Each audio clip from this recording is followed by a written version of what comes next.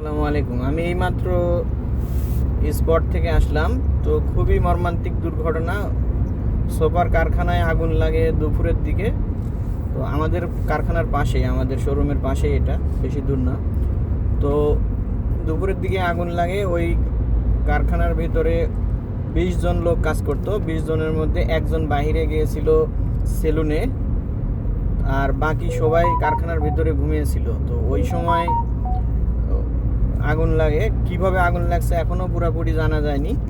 19 জনের মধ্যে আমরা এখন পর্যন্ত 10 জনের নাম শনাক্ত করতে পারছি, আর বাকি 9 জনের এখনো জানতে পারিনি। তো আগামীকাল আমরা যাব হসপিটালে, ওইখান থেকে থানায় যাব। ইনশাল্লাহ আগামীকালের মধ্যে আমরা সকলের নাম পরিচয় জানতে পারবো।